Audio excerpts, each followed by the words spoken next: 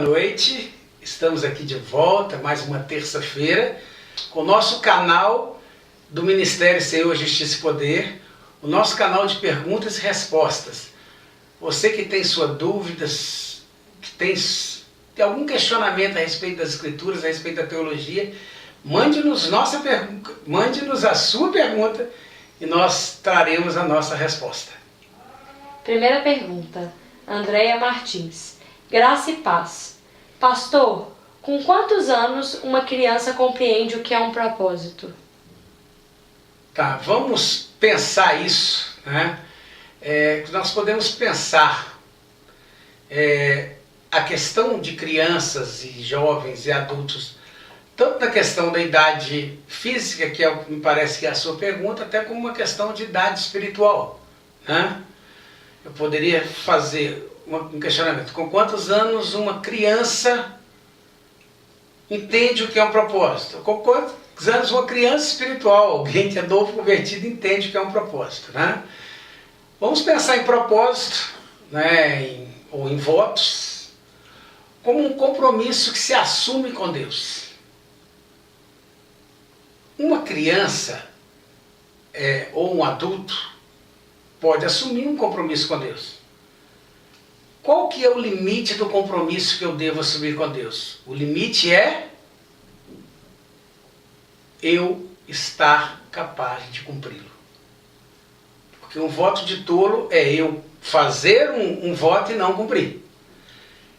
A partir do momento que uma criança de 10 anos, de 11 anos, de 12 anos, compreende que um voto é um compromisso que tem que ser cumprido e que ela for capaz de cumpri-lo, ela já entendeu o que é um propósito. É claro que uma criança até uns 7, 8 anos de idade dificilmente vai conseguir entender isso. Mas a partir dessa idade ela já vai conseguir entender, desde que seja um propósito dentro do limite da compreensão dela e da capacidade dela de cumpri-lo.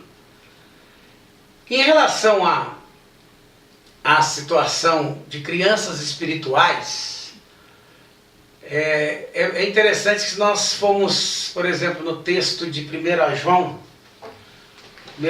no capítulo 2, João vai trabalhar com várias etapas da vida espiritual. Então, por exemplo, ele vai usar em João 2,12, ele vai usar o termo teknia, que seria uma palavra grega para um infante, um recém-nascido. Mas aí falando de recém-nascidos espiritualmente, um novo convertido. E João, para essas pessoas, só trabalha com a questão do perdão dos pecados. São pessoas cujos pecados estão perdoados.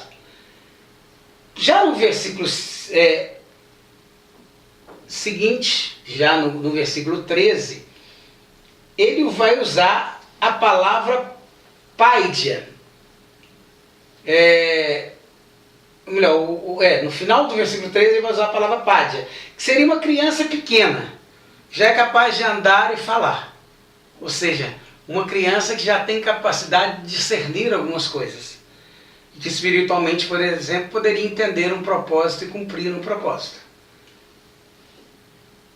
Nós vemos um outro estágio, que seria o estágio do neanixkoi, que seria o jovem, que João vai falar que venceste o maligno.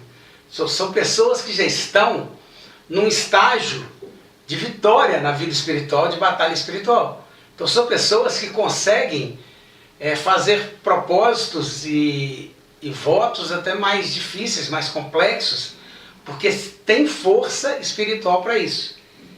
E há um último estágio que João vai usar a palavra pateres, ou pai.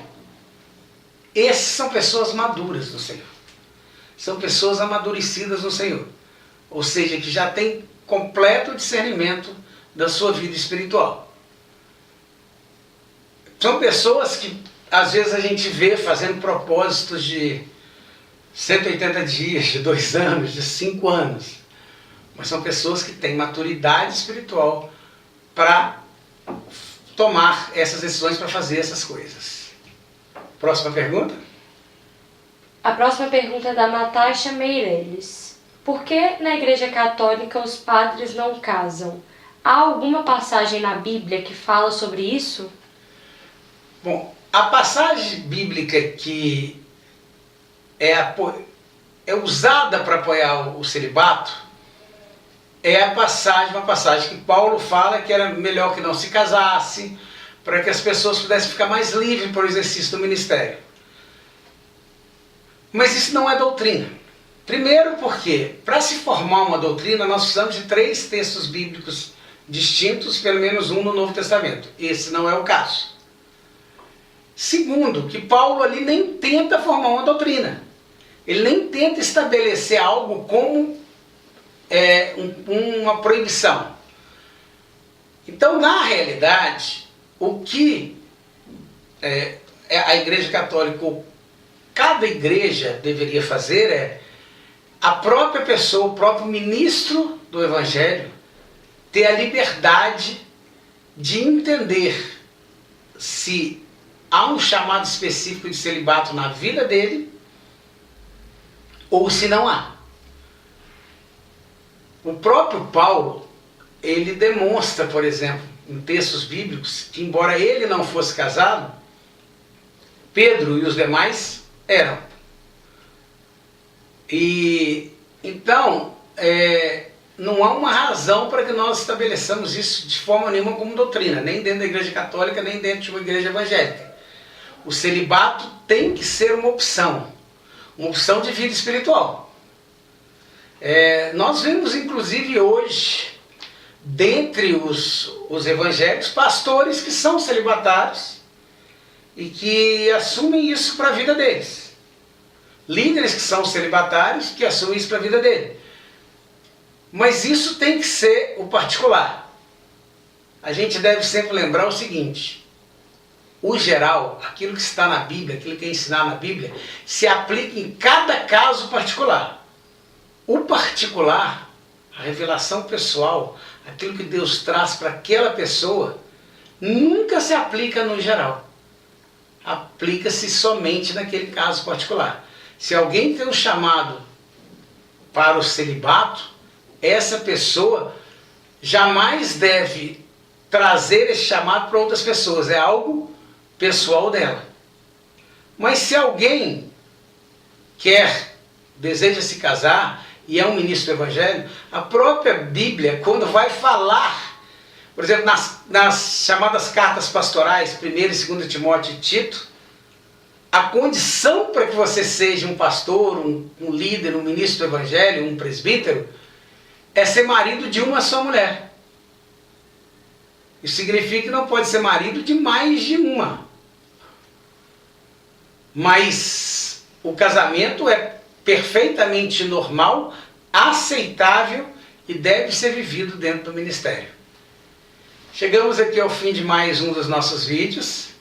Terça-feira que vem estaremos de volta. Se você tem sua pergunta, não fique com a sua dúvida. Estamos aqui para te ajudar, para responder a sua pergunta. Mande-nos a sua pergunta através dos comentários do canal ou através do e-mail que aparece na sua tela. E visite também o nosso site, que também aparece aí na sua tela, para que você possa conhecer algumas das questões que nós discutimos lá ou dos cursos gratuitos que nós oferecemos para as suas igrejas. Até terça que vem. Boa noite.